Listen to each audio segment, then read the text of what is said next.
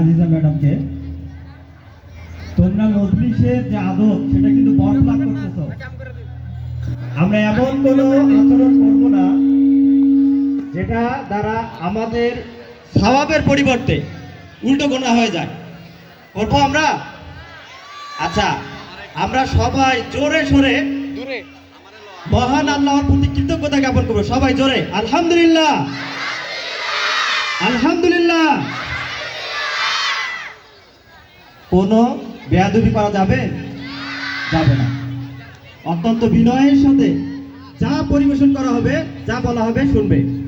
এটাই তোমাদের শোনাটাও একটা সওয়াব।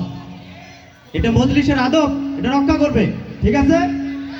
এ পর্যায়ে একটি নাতে রাসূল পরিবেশন করবে অত্র বিদ্যালয়ের ৮ম শ্রেণীর শিক্ষার্থী ফজলে রাতুল।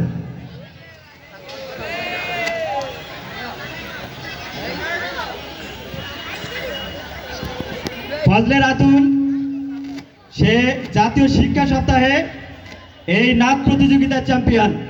তোমরা তার কাছ থেকে নাতে রাসূল শুনবে।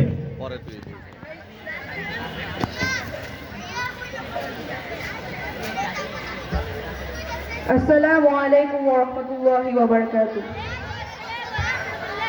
আমার মনের ঘরেতে রেখেছি যারে, দো জাহানের বাদশা নবী কামলিওয়ালা রে, দো জাহানের বাদশা নবী কামলিওয়ালা রে। আমার মনের ঘরেতে রেখেছি যারে, দো জাহানের বাদশা নবী কামলিওয়ালা রে, দো জাহানের বাদশা নবী কামলিওয়ালা রে।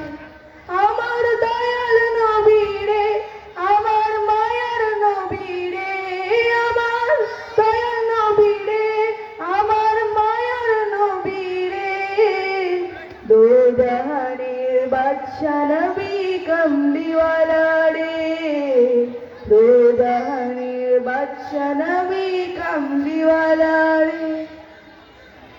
মোরা যদি ডানাওয়ালা পাখি হতাম, ওই মদিনা দেখার লাগি উড়ে যাইতাম। মোরা যদি ডানাওয়ালা পাখি হতাম, ওই মদিনা দেখার লাগি উড়ে যাইতাম। হৃদয় জুড়ে দেখতাম আমি, হৃদয় জুড়ে দেখতাম আমি নয়ন ভরে, দো জাহানের বাদশা নবী কামলিওয়ালা রে, দো জাহানের বাদশা নবী কামলিওয়ালা রে। আদি পিতা আদম যখন মুসিবতে পড়ে, মোদের নবীর উসিলাতে আল্লাহ কবুল করে। আদি পিতা আদম যখন মুসিবতে পড়ে, মোদের আল্লাহ কবুল করে। শাফায়াতের বিচারেতে, শাফায়াতের বিচারেতে দেখা দিও রে, দো জাহানের বাদশা নবী কামলিওয়ালা রে, দো জাহানের বাদশা নবী কামলিওয়ালা রে। আমার মনের ঘরেতে রেখেছি যারে, দো জাহানের বাদশা নবী কামলিওয়ালা রে, দো জাহানের বাদশা নবী কামলিওয়ালা রে।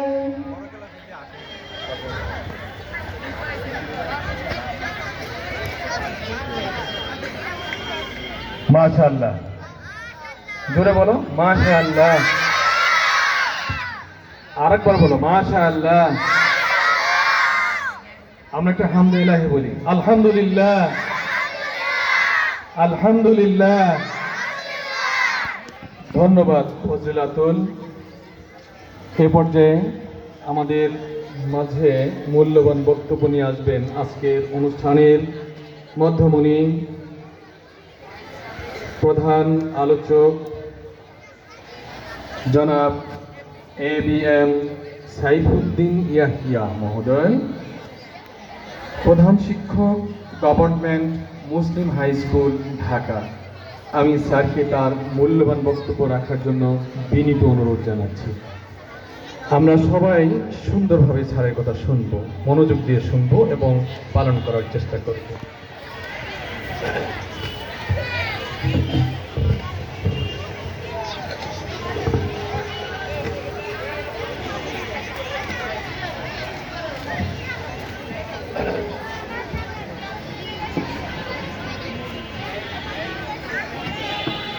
إن الحمد لله والصلاة والسلام على رسول الله أما بعد قال الله تعالى في القرآن المجيد والفرقان الحميد لقد كان لكم في رسول الله أسوة حسنة وقال أيضا وإنك لعلى خلق عظيم وقال النبي صلى الله عليه وسلم إنما بعثت لأتمم مكارم الأخلاق أو كما قال النبي صلى الله عليه وسلم وقال رسول الله صلى الله عليه وسلم إنما بعثت معلما أو كما قال النبي صلى الله عليه وسلم إن الله وملائكته يصلون على النبي يا أيها الذين آمنوا صلوا عليه وسلموا تسليما আমরা সবাই দুরূদ পড়ি اللهم صل على سيدنا ونبينا وشفيعنا وحبيبنا ومولانا محمد صلى الله على آله وأصحابه وبارك وسلم بلغ العلا بكماله كشف الدجى بجماله حسنت جميع خصاله صلوا عليه وآله أما بعد মহান আল্লাহ রাব্বুল আলামিনের দরবারে লাখো কোটি শুকরিয়া আদায় করছি যে মহানের রব্বুল করিম এই সুন্দর পরিবেশে, সুন্দর আবহাওয়ায়, নাতিশীতোষ্ণ পরিবেশ, জান্নাতি একটা পরিবেশ, এই পরিবেশে আল্লাহ রাব্বুল আলামিন আমাদেরকে এখানে সমবেত হওয়ার তৌফিক দান করেছেন। এই জন্য আমরা সকলে বলি আমিন। পার্মানিটোলা সরকারি উচ্চ বিদ্যালয় একটা ঐতিহ্যবাহী স্কুল। এই বিদ্যালয়ের আজকের যে অনুষ্ঠান বার্ষিক মিলাদ মাহফিল, এই বার্ষিক মিলাদ মাহফিলের সম্মানিত সভাপতি, অত্র বিদ্যালয়ের সম্মানিত প্রধান শিক্ষক, সহকারী প্রধান শিক্ষক, অন্যান্য বর্তমান এবং প্রাক্তন শিক্ষকবৃন্দ এবং শিক্ষিকাবৃন্দ, অভিভাবক এবং অভিভাবিকাবৃন্দ এবং আমার সামনে উপবিষ্ট আমার প্রাণপ্রিয় শিক্ষার্থীবৃন্দ, আসসালামু আলাইকুম ওয়া রাহমাতুল্লাহি ওয়া বারাকাতুহু। বাবারা, তোমরা সবাই ভালো আছো? কি বলতে হয়? আলহামদুলিল্লাহ। তোমরা সবাই ভালো আছো? আলহামদুলিল্লাহ। আমি তোমাদের কাছে একটু সময় চেয়ে নিচ্ছি। তোমরা কি আমাকে শুনবে? আমার কথা কি শুনবে তোমরা? যদি শোনো, আমি বেশি সময় তোমাদেরকে নেব না। খুব অল্প সময়ের মধ্যেই আমি কোরআনের দুটো আয়াত তেলাওয়াত করেছি এবং রাসূল করিম সাল্লাল্লাহু আলাইহি সাল্লামের দুটি হাদিস তেলাওয়াত করেছি, পাঠ করেছি। এর আলোকে কিছু কথা আমি তোমাদেরকে বলবো। ওমা তৌফিক ইল্লা বিল্লাহ। যারা ভলান্টিয়ার আছো সবাই বসে যাবে, কেউ দাঁড়িয়ে থাকবে না। ভলান্টিয়ার লাগবে না। আমার এই সুন্দর ছাত্রদের জন্য, ভালো ছাত্রদের জন্য ভলান্টিয়ার, কোনো ভলান্টিয়ারের দরকার নেই। আমরা প্রত্যেকে ভলান্টিয়ার। আপনাদের সবাই জায়গায় বসে যাও, কাউকে দাঁড়িয়ে থাকতে হবে না। প্রিয় শিক্ষার্থীবৃন্দ, তোমরা কি জানো যে আদব কাকে বলে?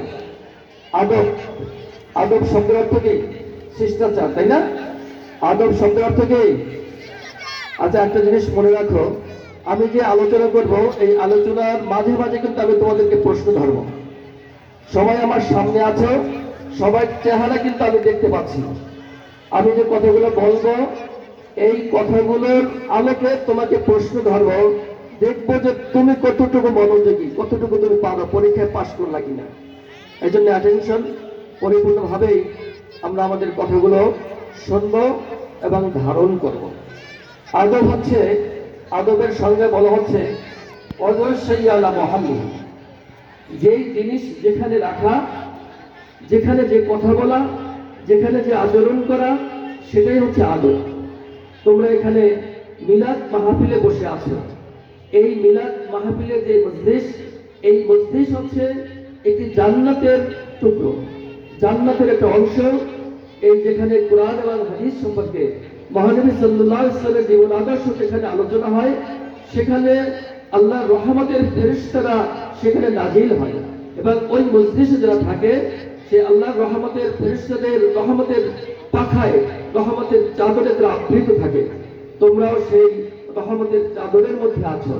আমরা কি করি এটা ফেরেশতারা দেখতে পাচ্ছেন। আমরা যেন রাসূলের শানে কোনো রকমের বেয়াদবি না করি, এটা আমাদেরকে খেয়াল করতে হবে। আল্লাহ রাব্বুল আলামিন আমাদের সকলকে এই তৌফিক আল্লাহ দান করুন।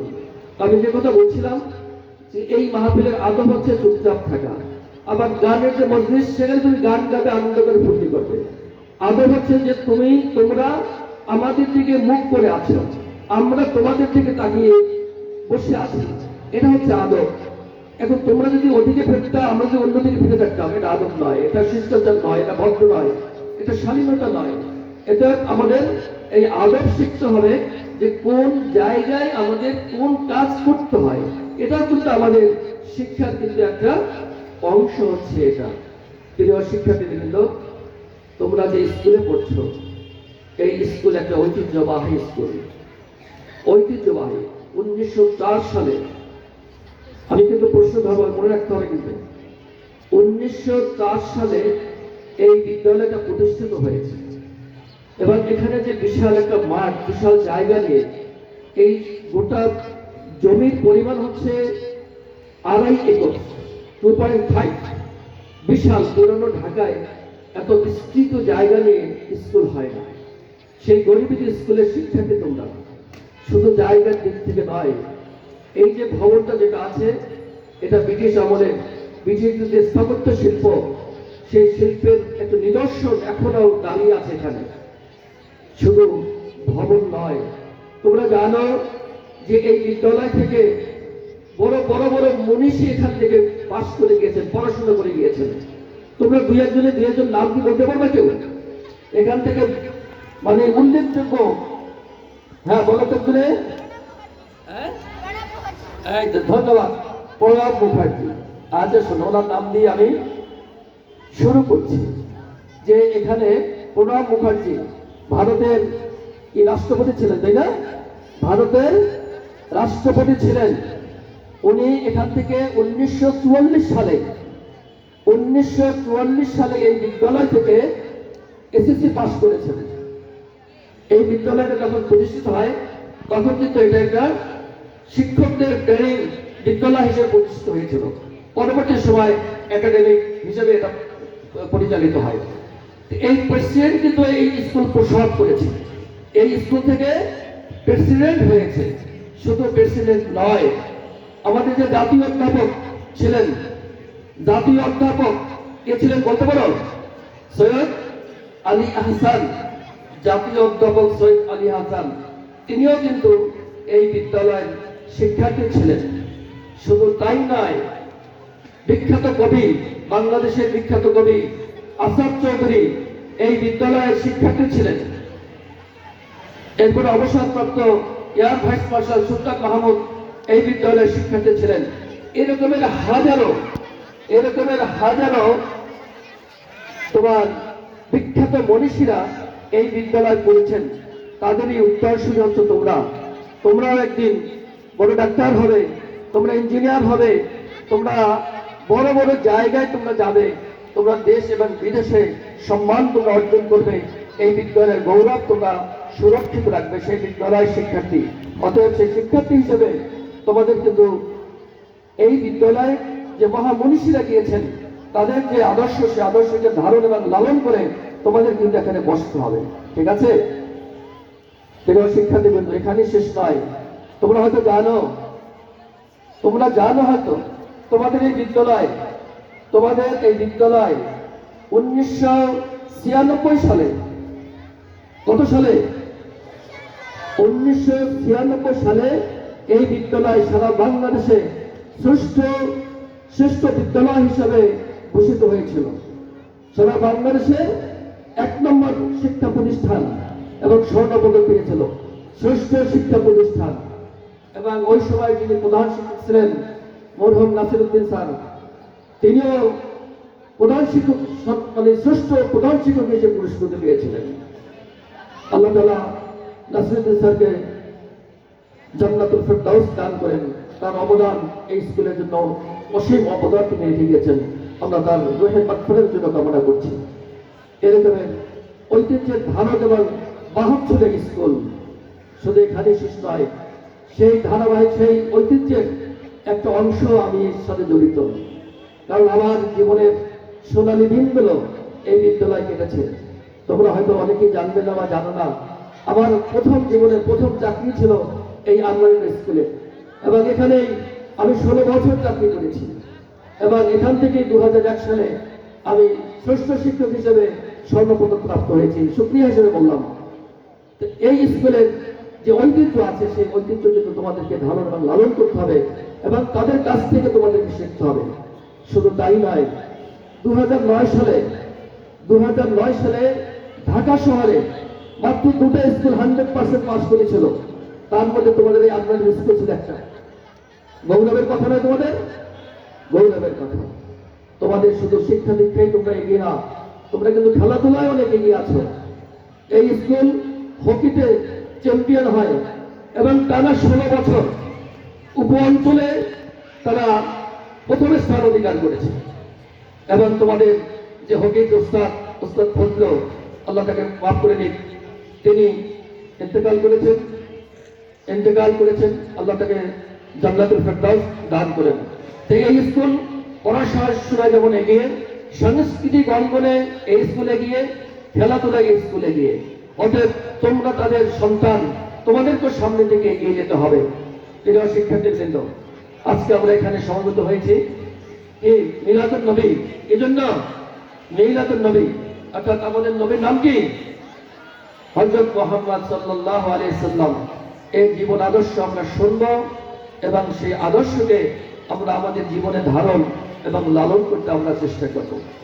মহানবী সাল্লাল্লাহু আলাইহি সাল্লাম কত খ্রিস্টাব্দে জন্মগ্রহণ করেন বলতে পারো? 570 খ্রিস্টাব্দে জন্মগ্রহণ করেন, তাই না? এবং তিনি নবুয়ত প্রাপ্ত হন 610 খ্রিস্টাব্দে। এই 610 খ্রিস্টাব্দ পর্যন্ত ওই আরবের যে সময়টা, সেই সময়টাকে বলা হয় আইয়ামে জাহিলিয়া। কি বলা হয়? আইয়ামে জাহিলিয়া। আইয়ামে জাহিলিয়া অর্থ হচ্ছে মূর্খতার যুগ, অন্ধকারাচ্ছন্ন যুগ, বর্বরতার যুগ। সেই সমাজে হেলে কোনো অপরাধ ছিল না যে ওই সমাজের মানুষটা সেটা করতো না। চুরি, ডাকাতি, রাহাজানি, মারামারি, সন্ত্রাস, এমন কোনো অপরাধ ছিল না যে তারা করে নাই। সেই বর্বরতার কারণেই ওই সময়টাকে কি বলা হয়? আইয়ামে জাহিলিয়া বলা হয়।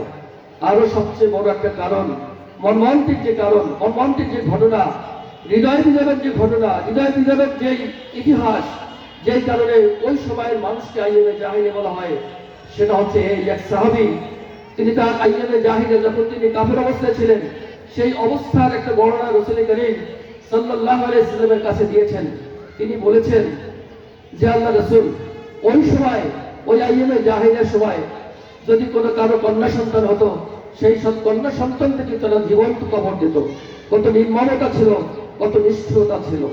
আল্লাহ রাব্বুল আলামিন পবিত্র কোরআনের মধ্যে বলেছেন যে যখন কোনো পিতাকে তার কন্যা সন্তান জন্মের সুসংবাদ দেওয়া হতো, তখন সেই পিতা মনস্তাপে ভুগত যে আমি এই সন্তানটাকে বাঁচিয়ে রাখবো না আমি মেরে ফেলবো। আল্লাহ বলেন তাদের এই ধারণা, তাদের এই চিন্তা কতই না নিকৃষ্ট ছিল। আল্লাহ রাব্বুল আলামিন সেই আইয়ামে জাহিলিয়া থেকে, সেই বর্বর জাতিকে একটা সভ্য জাতিতে পরিণত করেছেন মহানবী সাল্লাল্লাহু আলাইহি সাল্লামের আবির্ভাবের মধ্য দিয়ে। এক সাহাবী বর্ণনা করেন, তার জাহিলি যুগের একটা ঘটনা বর্ণনা করেন, রাসূলের কাছে বলেন যে আল্লাহ রাসূল, আমার একটা কন্যা সন্তান ছিল। তোমাদেরকে শুনতে হবে, পর্দার আড়ালে যারা মা বোনেরা আছেন তাদেরকে বিষয়টা শুনতে হবে, অভিভাবকদেরকে শুনতে হবে। যে আইয়ামে জাহিলিয়ায় আমার একটা কন্যা সন্তান ছিল। এই সন্তানটা যখন একটু বড় হয়েছে, ঘোরাফেরা হাঁটা চলার বয়স যখন হয়েছে, তখন আমি আমার ওই সন্তানের মাকে বলেছি যে তোমার সন্তানটাকে একটু সাজিয়ে গুছিয়ে দাও, ওকে আমি বেড়াতে নিয়ে যাব। মেয়েকে জিজ্ঞাসা করলো যে তুমি বেড়াতে যাবে কিনা, বেড়াতে কে না যেতে চাই, তুমিও যেতে চাও? মেয়ে বললো হ্যাঁ বাবা যাবো। তো মা তাকে সাজিয়ে গুছিয়ে দিল। কোনোদিন বাবা এই কথা বলে নাই, আজকে হঠাৎ করে কেন এই কথা বললো? মেয়েও খুশি, মাও খুশি। ওই মেয়েকে নিয়ে চললো, যেতে যেতে যেতে যেতে দুই পাহাড়ের মাঝে গেল, নীরব নিস্তব্ধ এলাকা। মেয়ে বাবাকে জিজ্ঞেস করছে, বাবা তুমি এখানে কেন আমাকে নিয়ে আসছো? বলে এই তো এখানে আমরা বেড়াবো। তখন ওই বাবা ওই দুই পাহাড়ের মাঝে মাটি খুঁড়তেছে, ওই বাবার গায়ে জামায় দাড়িতে ধুলো লাগছে, আর মেয়েটা আলোরে যত্নে ওই ধুলোগুলো মুছে যাচ্ছে। আর মেয়েটা জিজ্ঞাসা করছে যে বাবা তুমি এটা কেন করছো? বলে এই তো এমনি করছি। এরপর যখন কবর খোদা হলো, ওই মেয়েটাকে ওখানে শুয়ে দেওয়া হলো। শুয়ে দেওয়ার পরে তখন ওই মেয়ের মাথায় ওই বাবা একটা মানে বড় একটা পাথর নিক্ষেপ করলো। সেই পাথর নিক্ষেপের কারণে ওখানেও ওই মেয়ের মৃত্যু সংঘটিত হয়, মৃত্যু হয়। এই নির্মম এবং নিষ্ঠুর আচরণের কারণে ওই সাহাবী অনুতপ্ত হয়ে বলেন আল্লাহ রাসূল এই জাহিল যুগে এই যে আমার অপকর্মটা আল্লাহ মাফ করবেন কিনা। তো যাই হোক, এই ধরনের বর্বরতার যুগে মহানবী সাল্লাল্লাহু আলাইহি সাল্লাম পৃথিবীতে আগমন করেন এবং সুন্দর একটা সমাজ, সুন্দর একটা পরিবেশ আল্লাহ রাসূল সাল্লাল্লাহু আলাইহি সাল্লাম আমাদেরকে উপহার দিয়ে যান। অতএব এই মহানবী সাল্লাল্লাহু আলাইহি সাল্লামের জীবন আদর্শ যদি আমরা আমাদের সর্বক্ষেত্রে অনুসরণ করি, তাহলে আমরা আদর্শ মানুষ হতে পারবো। মহানবী সাল্লাল্লাহু আলাইহি ওয়াসাল্লামের আদর্শ যেমন শিশুদের জন্য রয়েছে, যুবকদের জন্য রয়েছে, পিতার জন্য রয়েছে, পরিবারের জন্য রয়েছে, সমাজের জন্য রয়েছে, রাষ্ট্রের জন্য রয়েছে।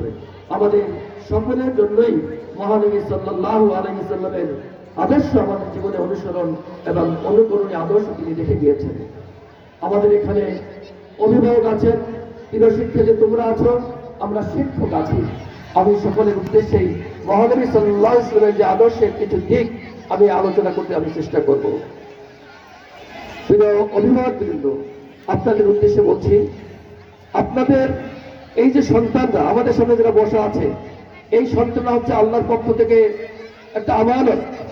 আল্লাহর পক্ষ থেকে এই সন্তানরা হচ্ছে আমানত। এই আমানতের হেফাজত করা, আমানতের রক্ষা করা আপনাদের দায়িত্ব। এই সন্তানকে ভালোবাসতে হবে, এই সন্তানকে আদর করতে হবে, এই সন্তান থেকে আপনার সময় দিতে হবে এবং এদেরকে আদর শিষ্টতা এগুলোকে শিক্ষা দিতে হবে।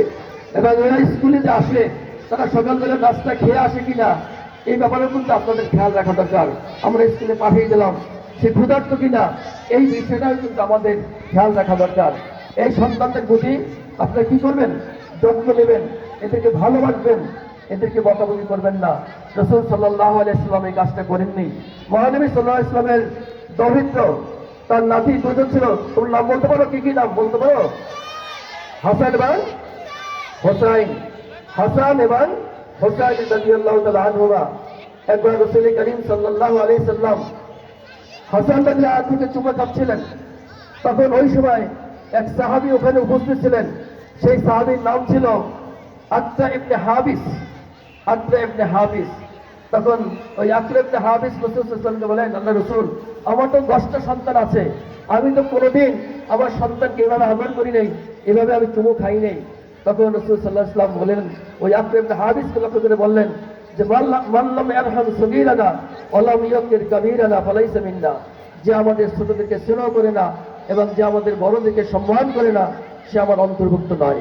তাহলে এখান থেকে যে শিক্ষাটা আমরা অর্জন করলাম, সেটা হচ্ছে আমাদের এই যে সন্তান, এদের প্রতি আমাদের কি করতে হবে?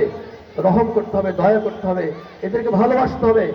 এমন কোনো শব্দ আমরা এদেরকে ব্যবহার করবো না যে ওরা হীনমন্যতায় ভুগে ওরা কষ্ট পায়। এমন কোনো আচরণ যেন আমরা আমাদের এই সন্তানদের সাথে না করি। আল্লাহ রাসূল সাল্লাল্লাহু আলাইহি ওয়াসাল্লাম বলেন যে আল্লাহ তাআলা বলেন হাদিসে কুদসি, এর মধ্যে আল্লাহ তাআলা বলেন যে আমি রহমান। রহমান শব্দ অর্থ কি তোমরা বলতে পারো? রহমান শব্দ অর্থ কি? দয়ালু, তাই না? আল্লাহ বলেন আমি রহমান, আমি রেহেমকে সৃষ্টি করেছি। আমি রহমান, আমি রেহেমকে সৃষ্টি করেছি এবং এই রেহেমকে আমার রহমত থেকে আমি নিশ্চিত করেছি। এই হাদিসের তাৎপর্য অত্যন্ত ব্যাপক। তার মানে হচ্ছে যে আমরা পিতামাতার মাধ্যমে এই পৃথিবীতে আসি, এই পৃথিবীমাতার মধ্যে আল্লাহ রাব্বুল আলামিন এমন দয়া সৃষ্টি করে দিয়েছেন, যেই দয়া আল্লাহর মধ্যে আছে, সেই দয়া কিন্তু আল্লাহ তাআলা পিতামাতার মধ্যে কিন্তু সৃষ্টি করে দিয়েছেন। অতএব আমরা আমাদের সর্বোচ্চটুকু দিয়ে আমাদের এই সন্তানদের জন্য আমরা আমাদের সমস্ত কিছু, আমাদের আমাদের চেষ্টা, আমাদের সাধনা, আমাদের পরিশ্রম সব কিছু আমাদের সন্তানের উন্নতির জন্য, তাদের উজ্জ্বল ভবিষ্যতের জন্য আমরা কিন্তু আমাদের সব প্রচেষ্টাকে আমরা ব্যয় করব। সম্মানিত অভিভাবক বৃন্দ, আমরা সন্তানদেরকে আদব শিখাবো, শিষ্টাচার শিখাবো। আল্লাহ রাব্বুল আলামিন কোরআনের মধ্যে বলেছেন যে আপনার সন্তানদেরকে, তোমাদের সন্তানদেরকে তোমরা কি শিখাবে, আল্লাহ নির্দেশ দিয়েছেন। আল্লাহ বলেছেন, ইয়া বুনাইয়া আকিমিস সালাত ওয়া আমুর বিল মারুফ ওয়া নাহাউ আনিল মুনকার। আল্লাহ এই আয়াতের মধ্যে 4টা বিষয়ের কথা বলেছেন। সন্তানদেরকে আদেশ করতে হবে নামাজের জন্য, সন্তানদেরকে আদেশ করতে হবে ভালো কাজ করার জন্য, তারা যেন ভালো কাজের আদেশ করে, তারা যেন মন্দ কাজ থেকে নিজেদেরকে বিরত রাখে এবং অন্যদেরকেও বিরত রাখে। এবং এই সন্তানদের জন্য আল্লাহ রাব্বুল আলামিনের কাছে দোয়া করতে হবে। এই বলে সেই দোয়াও কিন্তু আল্লাহ রাব্বুল আলামিন আমাদেরকে শিখিয়ে দিয়েছেন, রব্বানা হাব লানা মিন আজওয়াজিনা ওয়া যুররিয়াতিনা কুররাতা আইন ওয়াজআলনা লিল মুত্তাকিনা ইমামা। অর্থাৎ সন্তানের জন্য এই বলে দোয়া করবেন যে, হে আল্লাহ, তুমি আমার এই সন্তানদেরকে এমন আদর্শবান করে তোলো, এই সন্তান যেন আমার চোখের শীতলকারী হয়ে যায়, অর্থাৎ তার আচরণ যেন আপনি খুশি এবং রাজি থাকতে পারেন। অতএব এই সন্তানদের প্রতি আপনাদের সর্বোচ্চ সময়টুকু আপনারা ব্যয় করবেন। তারা কোথায় যায়, কি করে, এগুলো কিন্তু আপনাদের পর্যবেক্ষণ করা এবং খেয়াল রাখা আপনাদের কিন্তু নৈতিক দায়িত্ববান কর্তব্য। প্রিয় শিক্ষার্থীবৃন্দ, এবার তোমাদের উদ্দেশ্যে একটু কথা। আমি আলোচনা দীর্ঘ করবো না, অল্প সময়ের মধ্যে আমি আলোচনা শেষ করে যাব, কারণ তোমাদের ধৈর্যচ্যুত হয়ে গেলে এই আলোচনার আর কোনো সার্থকতা থাকবে না। আমি তোমাদের উদ্দেশ্যে বলতে চাচ্ছি, পিতামাতা তোমাদের কাছে বড় নিয়ামত। আল্লাহর পক্ষ থেকে সবচেয়ে বড় নিয়ামত হচ্ছে পিতামাতা। অতএব পিতামাতার সাথে সৎ ব্যবহার করতে হবে, ভালো আচরণ করতে হবে। পিতামাতা যেন কষ্ট পায় এমন কোনো আচরণ করা যাবে না, কারণ আল্লাহ রাসূল সাল্লাল্লাহু আলাইহি ওয়াসাল্লাম বলেছেন যে হুমা জান্নাতুকা ওয়া নারুকা, পিতামাতা তোমার জান্নাত, পিতামাতা তোমার জাহান্নাম। অতএব পিতামাতার সন্তুষ্টির মধ্য দিয়েই তোমার কিন্তু জান্নাত হবে এবং পিতামাতার অসন্তুষ্টির মধ্য দিয়ে কিন্তু তোমার জাহান্নাম নিশ্চিত হয়ে যাবে। এই জন্য এই বর্তমান সময়ে ছেলেমেয়েরা একটু উগ্র হচ্ছে বিভিন্ন কারণে। সেই উগ্র থেকে আমাদের বর্জন করতে হবে, আমাদের পিতামাতাকে কি করতে হবে, সম্মান করতে হবে। তারা কষ্ট পায় এমন কোনো আচরণ, এমন কোনো কথা বলা যাবে না, এবং পিতামাতাও অসন্তুষ্ট হয় এমন কোনো কথাও বলা যাবে না। পিতামাতার খেদমত করতে হবে এবং পিতামাতাই এত শ্রেষ্ঠ নিয়ামত। কোনো সন্তান যদি পিতামাতার দিকে নেক নজরে তাকায়, মায়ের চেহারার দিকে যদি তাকায়, ওই সন্তানের জন্য আল্লাহ রাব্বুল আলামিন একটা মাকবুল হজের সওয়াব তার আমল নামায় লিখে দেবে। এই যে নিয়ামত আমাদের সামনে আছে, এই নিয়ামতকে আমাদেরকে মূল্যায়ন করতে হবে। এক সাহাবী রাসূলের কাছে গিয়েছেন, আল্লাহ রাসূল, আমি তো জিহাদে যেতে চাই, আপনি অনুমতি দিলে আমি জিহাদে যাব। রাসূল করিম সাল্লাল্লাহু আলাইহি ওয়াসাল্লাম বলেছেন, তোমার পিতামাতাকে জীবিত আছে? ওই সাহাবী বললেন যে, আল্লাহ রাসূল, আমার পিতামাতা জীবিত আছে। তখন রাসূল সাল্লাল্লাহু আলাইহি ওয়াসাল্লাম তাকে বললেন, আলজিমহুমা ফাইনাল জান্নাতা তাহাতা আকদামি রিজলাইহা। এর অর্থ হচ্ছে, তোমার জিহাদে যাওয়ার দরকার নেই, তুমি তোমার এই পিতামাতার কাছে থাকো, তুমি তোমার পিতামাতার খেদমত করো, কারণ ওই পিতামাতার পায়ের নিচে কিন্তু তোমার জান্নাত রয়েছে। অন্য হাদিসে তোমরা জানো, আল্লাহ রাসূল সাল্লাল্লাহু আলাইহি ওয়াসাল্লাম বলেছেন যে, আল জান্নাতু তাহাতা আকদামিল উম্মাহাত, যে মায়ের পদতলে সন্তানের জান্নাত। এই মা কষ্ট পায় এমন কোন আচরণ, বাবা কষ্ট পায় এমন কোন আচরণ যেন তোমরা না করো। সেই আদব এবং সেই শিষ্টাচার তোমাদের কিন্তু শিখতেই হবে। প্রিয় শিক্ষার্থীবৃন্দ, তোমরা যাদের কাছে পড়াশোনা করো তারা হচ্ছেন তোমাদের শিক্ষক, তাই না? তোমাদের শিক্ষক হচ্ছেন তারা। রাসূল করিম সাল্লাল্লাহু আলাইহি ওয়াসাল্লাম বলেছেন যে, ইন্নামা বুইসতু মুআল্লিমান, আমি শিক্ষক হিসেবে প্রেরিত হয়েছি। এই শিক্ষকের প্রতি তোমাদের দায়িত্ব কি? শিক্ষকদের কাছ থেকে তোমরা শিক্ষা নেবে। মহানবী সাল্লাল্লাহু আলাইহি ওয়াসাল্লামের প্রতিটা ক্ষেত্রে আমাদের জন্য শিক্ষণীয় আদর্শ রয়ে গেছে। রাসূল করিম সাল্লাল্লাহু আলাইহি ওয়াসাল্লাম কি বলেছেন যে, আমি শিক্ষক হিসেবে প্রেরিত হয়েছি। পৃথিবীর সবচেয়ে শ্রেষ্ঠ পেশা হচ্ছে শিক্ষকতা। অতএব যে শিক্ষকরা তোমাদেরকে শেখাচ্ছেন তাদের প্রতি শ্রদ্ধা, সম্মান এটা কিন্তু প্রদর্শন করতে হবে। আমাদের আমাদের এই যে পরিবেশ, বর্তমান যে সময়, এই সময়টা কিন্তু আমাদের শিক্ষকদের কাছ থেকে এই বিষয়টা হারিয়ে যাচ্ছে। আমরা শিক্ষকদেরকে সম্মান করতে ভুলে যাচ্ছি, তাদের কথা মান্য করতে কিন্তু আমরা ভুলে যাচ্ছি, তাদের সাথে কিন্তু আমরা বেয়াদবি করছি। এটা কিন্তু কাম্য নয়, এটা মহানবী সাল্লাল্লাহু আলাইহি ওয়াসাল্লামের আদর্শ নয়। রাসূল করিম সাল্লাল্লাহু আলাইহি সাল্লামের সাহাবী হযরত আলী রাদিয়াল্লাহু নাম তোমরা শুনেছ? হযরত কে নাম কি? সবাই বলো। হযরত আলী রাদিয়াল্লাহু তাআলা আনহু, তিনি ইসলামের চতুর্থ খলিফা ছিলেন। কততম খলিফা ছিলেন? চতুর্থ খলিফা ছিলেন। এবং পৃথিবীতে বসেই তিনি জান্নাতের সুসংবাদ পেয়ে গেছিলেন।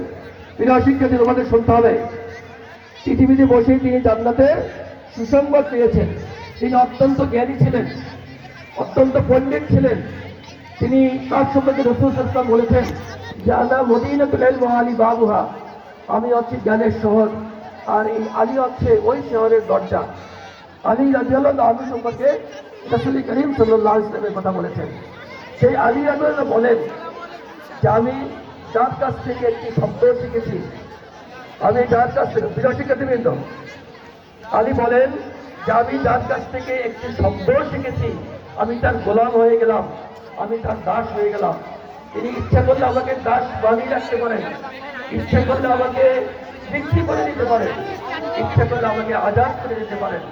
এই যে আলী রাদিয়াল্লাহু আনহুর বক্তব্য, এটার মধ্য দিয়ে শিক্ষকের প্রতি তোমাদের দায়িত্ব কর্তব্য কি, সেই শিক্ষা কিন্তু আমরা এখান থেকে অর্জন করতে পারি। মহানবী সাল্লাল্লাহু আলাইহি ওয়াসাল্লামের একজন বিখ্যাত সাহাবী, এই মুক্তির মাধ্যমে কিন্তু আমরা এরা শিক্ষা অর্জন করতে পারি। অতএব শ্রেণীকক্ষের আদব, শিষ্টতা, ভদ্রতা, নম্রতা, এটা কিন্তু তুমি রক্ষা করবে। আমরা এমন এক সময় চলে আসছি, যেই সময়টা এটা একেবারেই হারিয়ে যাচ্ছে, এই আদব হারিয়ে যাচ্ছে, শিক্ষকদেরকে সম্মান করা এটা কিন্তু হারিয়ে যাচ্ছে। অথচ নবী করিম সাল্লাল্লাহু আলাইহি ওয়াসাল্লামের আদর্শই ছিল এটা, যে আমাদের শিক্ষকদেরকে সম্মান করতে হবে। রাসূল সাল্লাল্লাহু আলাইহি ওয়াসাল্লাম সেই সাহাবায়ে কেরামদের মাধ্যমে সেটা কিন্তু তিনি শিখিয়ে গিয়েছেন। আমি সম্মানিত সকলের উদ্দেশ্যে বলবো, আল্লাহ রাসূল সাল্লাল্লাহু আলাইহি ওয়াসাল্লামের সর্বশেষ যে হাদিসটা আমি তেলাওয়াত করেছি, পাঠ করেছি, সেটা ছিল ইন্নামা বুইসতু মুআল্লিমান, আমি শিক্ষক হিসেবে আমি প্রেরিত হয়েছি। রাসূল সাল্লাল্লাহু আলাইহি ওয়াসাল্লাম ছিলেন মানবতার শিক্ষক, তিনি ছিলেন সকল নবীদের শিক্ষক, তিনি ছিলেন সকল নবীদের নবী, তিনি ছিলেন সাইয়্যিদুল মুরসালিন, তিনি ছিলেন সেই নবী করিম সাল্লাল্লাহু আলাইহি ওয়াসাল্লাম শিক্ষক হিসেবে প্রেরিত হয়েছেন। আমরা যারা শিক্ষকতার পেশা আছি, সেই মহানবী সাল্লাল্লাহু আলাইহি ওয়াসাল্লামের সেই আদর্শের অনুসারী হচ্ছি আমরা। রাসূল করিম সাল্লাল্লাহু আলাইহি ওয়াসাল্লাম সম্পর্কে একজন বিখ্যাত সাহাবী মুআবিয়া ইবনুল হাকাম আস-সুলানি, তিনি বলেছেন যে আমি মহানবী সাল্লাল্লাহু আলাইহি ওয়াসাল্লামের মতো এত ভালো শিক্ষক আর তার আগে এবং তারপরে কখনো আমি দেখি নাই। তিনি আমাকে কখনো বকাবকি করেন নাই, তিনি আমাকে কখনো মারধর করেন নাই, তিনি আমাকে কখনো অতি শাসন করেন নাই, তিনি তার দ্বারা আমি কোনো রকমের মনোকষ্টের কারণ হই নাই। এরকম আদর্শ শিক্ষক ছিলেন মহানবী সাল্লাল্লাহু আলাইহি ওয়াসাল্লাম। অতএব আমরা এই যে শিক্ষকতার পেশায় এসেছি, আল্লাহ যেন আমাদেরকে সেই তৌফিক দান করেন, আমরা যেন এই আদর্শ শিক্ষক হিসেবে আমাদের শিক্ষার্থীদেরকে আমাদের সন্তানের মতো করে তাদেরকে নৈতিক শিক্ষা আমরা দিতে পারি। আমি সর্বশেষ কথা বলি, আমি শেষ করব। সম্মানিত অভিভাবক বৃন্দ, এই বর্তমান সময়ে আমাদের এই ছেলেমেয়েরা, আমাদের সন্তানরা কিন্তু বিভিন্ন কারণে পথভ্রষ্ট হয়ে যাচ্ছে। তার মধ্যে একটা হচ্ছে ডিভাইস, যে মোবাইলের যে অপব্যবহার, তোমরা শোনো, মোবাইলের যে অপব্যবহার, মোবাইলের যে ব্যবহার, এই ব্যবহারের কারণে তারা তাদের জীবনটাকে কিন্তু ধ্বংস করে যাচ্ছে। অতএব আপনারা খেয়াল করবেন, এরা যেন এই মোবাইলের ব্যবহারের ক্ষেত্রে যেন নিয়ন্ত্রণ থাকে, তারা যেন অনিয়ন্ত্রিত না হয়ে যায়। কারণ এই যে ডিভাইস, এটাও আমরা এর থেকে মুক্ত হতে পারবো না। আমাদের সময় যেন সামনে আসছে, আমাদের ততই প্রযুক্তি নির্ভর আমরা হয়ে যাচ্ছি। অতএব আমাদের অভিভাবক হিসেবে খেয়াল রাখতে হবে যেন কোনোভাবেই যেন এরা পথভ্রষ্ট যেন না হয়ে যায়। আর পিতামাতা হচ্ছে সন্তানের জন্য সবচেয়ে আদর্শ শিক্ষক এবং শিক্ষিকা। এবং এই পিতামাতার যে ঘর, তোমাদের যে ঘর, এই ঘরটা হচ্ছে সবচেয়ে উত্তম একটা শিক্ষালয়, একটা প্রতিষ্ঠান। ওখানে বাবা মায়েরা যে শিক্ষা তোমাদেরকে দেবে, বা আপনারা আপনাদের সন্তানদেরকে যে শিক্ষা দেবেন, সেই শিক্ষাই কিন্তু তারা শিক্ষিত হবে এবং পরবর্তী সময় ওই শিক্ষাই তাদের জীবনে কাজে লাগবে। কারণ একটা আরবিতে একটা কথা আছে, আল ইলমু ফিস সিগারে কান নাকশু ফিল হাজার, অর্থাৎ ছোটবেলার যে শিক্ষা ওটা এমনভাবে স্থায়ী হয়, যেমনিভাবে পাথরের উপরে যদি খোদাই করে কোনো কিছু লেখা হয় সেই লেখাটা যেমন স্থায়ী হয়ে যায়, অতএব ওই ছোটবেলার যে শিক্ষা সেই শিক্ষাটাও কিন্তু স্থায়ী হয়ে যায়। অতএব অভিভাবক উদ্দেশ্যে আমি বলছি, আপনাদের ঘরকে আপনারা একটা আদর্শ শিক্ষা প্রতিষ্ঠানে পরিণত করবেন। আপনাদের সেখানে কালচার, আপনাদের সেখানে আচার আচরণ, সন্তানদের প্রতি যে আচার আচরণ, সেটা জন্য মহানবী সাল্লাল্লাহু আলাইহি ওয়াসাল্লাম তার সন্তানের জন্য যে আচরণ করেছেন, তার নাতিদের সাথে যে আচরণ করেছেন, অন্যান্য শিশুদের সাথে যে আচরণ করেছেন, সেই আচরণে কিন্তু আপনাদেরকে শিক্ষা দিতে হবে এই সন্তানদেরকে। এবং এরাই যখন বড় হবে তখন তাদের সেই আদর্শ পরিস্ফুটিত ঘটবে। প্রিয় শিক্ষার্থীবৃন্দ, তোমাদের আর ভালো লাগছে না, তাই না? আমরা শেষ করে দেবো? শেষ করে দেই? আচ্ছা, শেষ করার আগে তোমাদের জন্য দুটো উপদেশ। শোনো, দুটো উপদেশ। একটা হচ্ছে পিতামাতাকে কি করতে হবে? সম্মান করতে হবে। আর কাকে করতে হবে? শিক্ষকদের করতে হবে। বড়দেরকে শ্রদ্ধা করতে হবে, আর ছোটদেরকে কি করতে হবে? স্নেহ করতে হবে। ক্লাসে মারামারি, ঝগড়া এগুলো কি করা যাবে? করা যাবে না।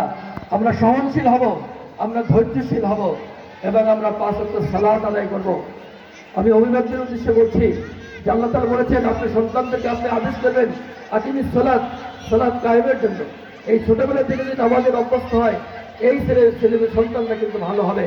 কারণ হচ্ছে সালাত সম্পর্কে আল্লাহ বলেছেন যে ইন্নাস সালাতা তানহা আনিল ফাহশাই ওয়াল মুনকার, যে সালাত মানুষকে অন্যায় বা মুশকিল কাজ থেকে বিরত রাখে।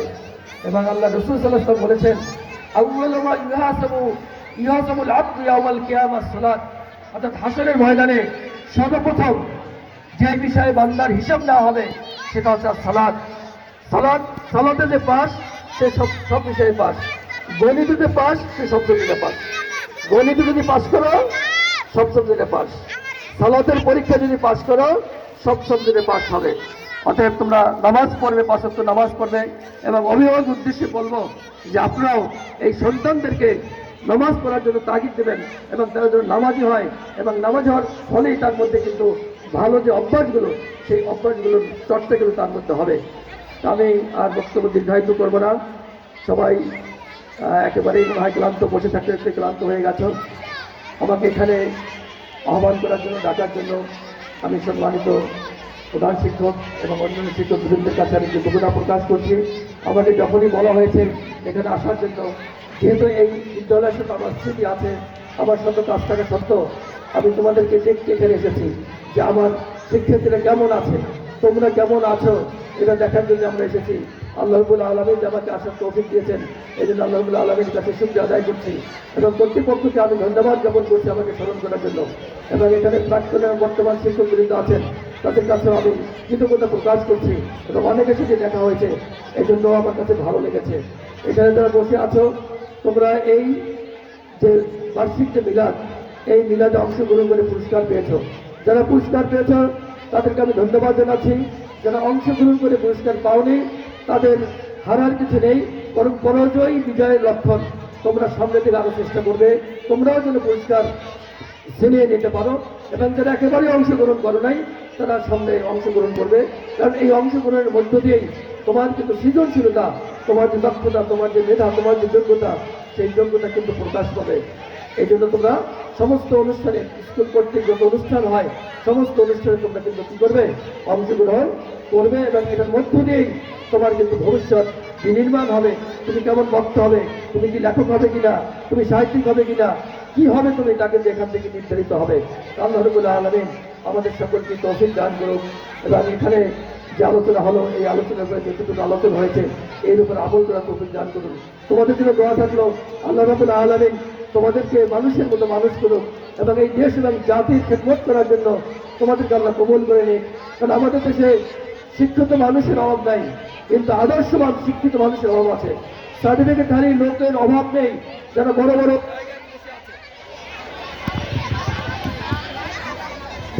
বড় বড় জায়গায় যারা বসে আছে, কিন্তু দেশের সম্পদ লুটপাট করে তারা বিদেশে পাচার করছে। ঠিক আছে, কাজে আমরা যেন সেই ধরনের মানুষ যেন না হয়। আল্লাহ রাব্বুল আলামিন আমাদেরকে যেন আদর্শবান মানুষ হিসেবে আমাদেরকে তৈরি করে। এই এই আশা এবং এই প্রত্যাশা রেখেই আমি আমার বক্তব্য শেষ করছি। ওয়াহিদ নামান আলহামদুলিল্লাহ রাব্বিল আলামিন। আসসালামু আলাইকুম ওয়া রাহমাতুল্লাহি ওয়া বারাকাতুহু। ধন্যবাদ। আমরা অত্যন্ত জনগর্ভ তথ্যভিত্তিক মূল্যবান বক্তব্য শুনেছি আমাদের প্রধান মেহমানের কণ্ঠ থেকে। আমাদের প্রধান মেহমান যা বললেন তা যেন আমরা পালন করতে পারি, সেই জন্য আমরা সবাই বলি আমিন। আরো একবার বলি আমিন। তাকে আবারও ধন্যবাদ, অনেক সুন্দর কথা বলেছেন। এ পর্যায়ে আমাদের অত্র বিদ্যালয়ের সহকারী শিক্ষক জনাব আবু সাইদ, তিনি আমাদের একটি গজল গেয়ে শোনাবেন। এই গজল শুনব এবং এই গজল শোনার সময়ের মধ্যে যারা ছোটদের মিলাদ পরিবেশন করবে তারা মঞ্চে এসে তোমাদের প্রস্তুতি গ্রহণ করবে। সবাই বসে পড়ো। সবাই জোরে একবার শুকরিয়া জ্ঞাপন করতে দেখি। আলহামদুলিল্লাহ। আরো জোরে আলহামদুলিল্লাহ। দাও খোদা দাও আমায় আবার তোমার দারাজ দিল। দাও খোদা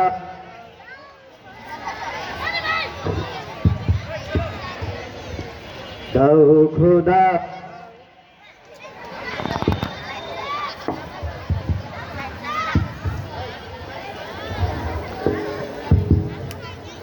দাও খোদা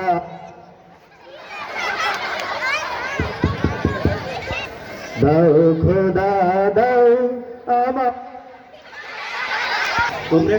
তোমরা একটু শৃঙ্খলার সাথে শোনে। হ্যাঁ, সাউন্ড সিস্টেম একটু সমস্যা। এটা হবে দেন, এটা দেন, সাউন্ড সিস্টেমের সমস্যা। এটা দেন।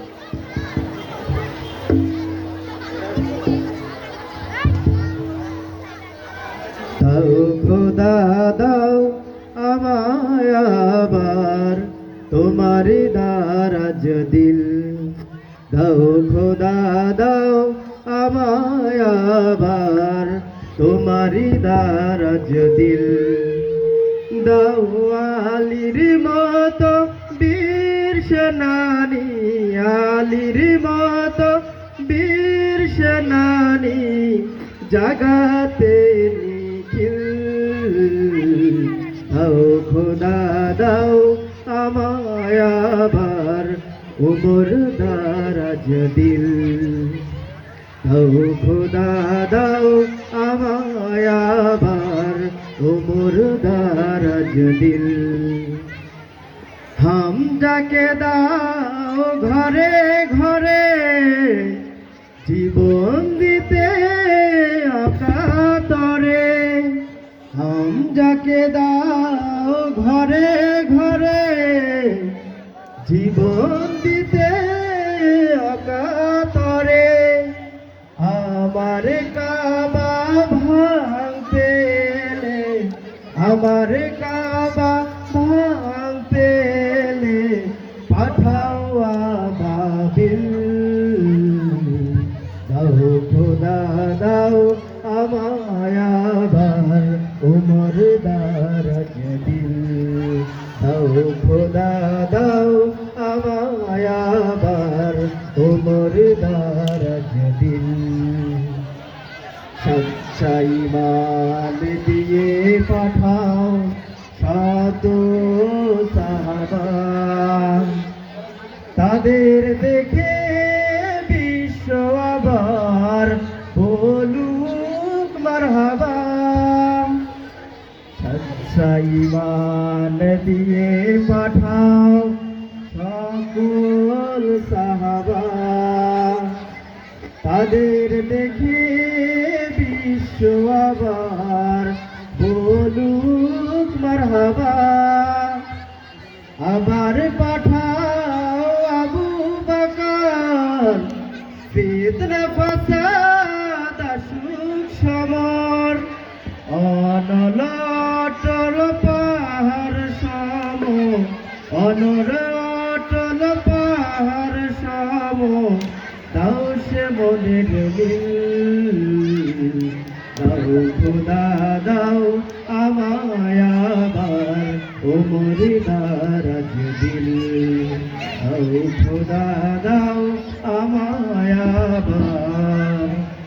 মরিদারাজ দিল।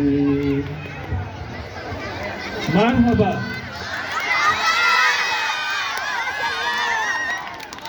এখন ধন্যবাদ স্যারকে, স্যার সুন্দর একটা গজল শুনেছেন আমাদেরকে। এখন আমরা মিলাদ পরিবেশন করব। আমাদের উচ্চ বিদ্যালয়ের শিক্ষার্থীরা তারা নিজেদের মতো করে মিলাদ করবেন। আমরা আমাদের সাথে শরীক হব। ধন্যবাদ। أعوذ بالله من الشيطان الرجيم بسم الله الرحمن الرحيم ما كان محمد أبا أحد من رجالكم ولكن رسول الله ولكن رسول الله وخاتم النبيين وكان اللهم صل على سيدنا مولانا محمد وعلى آل سيدنا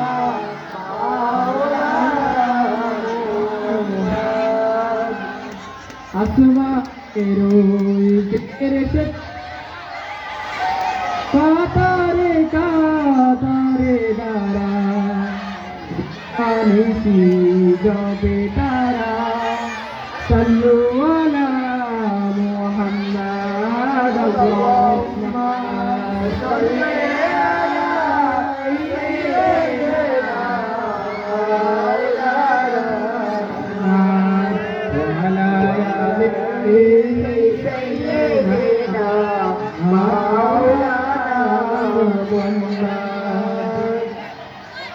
আজ থেকে প্রায় ১,৫০০ বছর পূর্বে সারা দুনিয়া ছিল অজ্ঞান্তর অন্ধকারে নিমজ্জিত।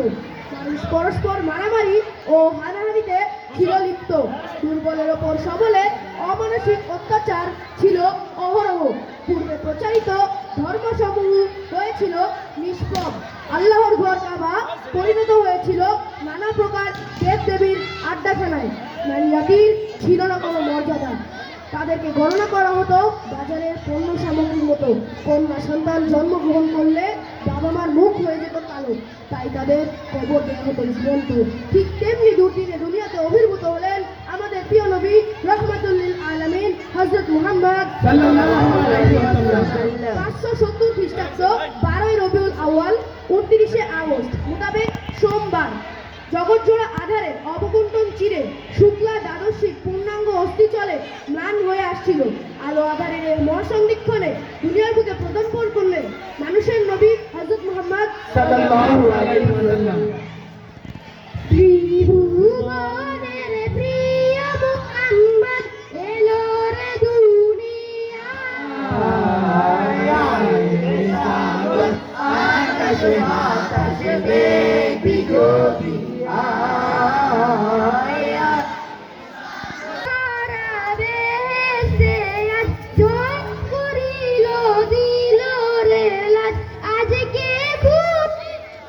স্পর্শ ছড়িয়ে দিল। সাগরের বাড়িধারা আনন্দ পুলকে নেচে উঠল।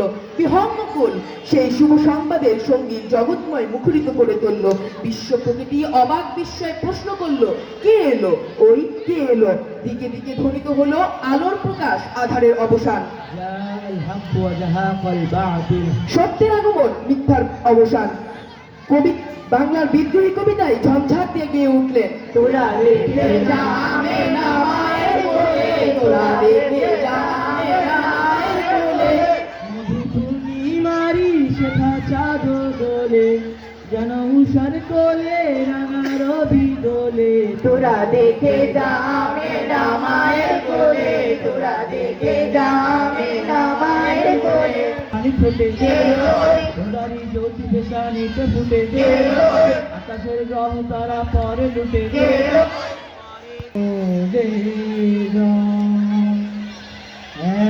এক আল্লাহ ছাড়া প্রভু নাই কহিল দে না। মানুষের লাগি চিরদিন বিনোদের জুড়ল দে না। বাচ্চা ফকিরে এক সামিল করিল দে না। এলো ধরায় ধরায় শেষে নবী এলো ধরায় ব্যতীত মানবের ধ্যানের ছবি আজি মাপিল বিষ্ণু নিখিল মুক্ত হলো রবে। তোরা দেখে যা আমিনা মায়ের কোলে, তোরা দেখে যা আমিনা মায়ের কোলে। আবার কেউ সিক্ত অবস্থায় বাড়ি ফিরে যেত। হযরত শুধু ভাবতেন কি করে এদের শান্ত করা যায়, কি করে এদের মঙ্গল সাধন করা যায়, কি করে এদেরকে ভালো পথে আনয়ন করা যায়।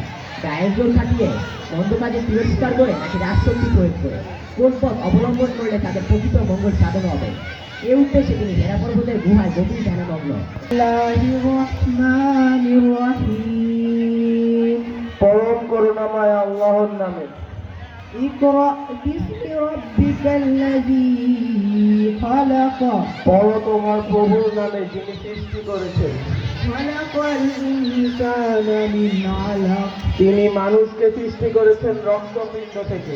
ইকরা ওয়া রাব্বুকাল আকরাম। পড়ো, কেননা তোমার প্রভু মহামহিয়ান। মনে আল্লাহর বিধানসমূহ নবীজির সুন্নত তরিকা অনুযায়ী বাস্তবায়িত করার এই দৃঢ় শপথ গ্রহণ করে এই মহতী জলসায় নবীজির শানে সালাত ও সালাম পাঠ করে নবীজির প্রতি সম্মান।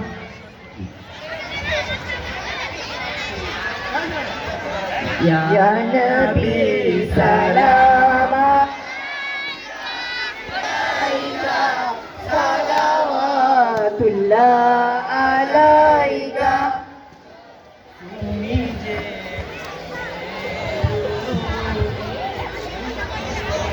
জ্ঞানের ঝোঁকি তুমি এই দুনিয়ায় ধারে ধুবি সাবিয়া নবী সালাম আলাইকা ইয়া রাসূল সালাম আলাইকা ইয়া হাবিব সালাম আলাইকা সালাওয়াত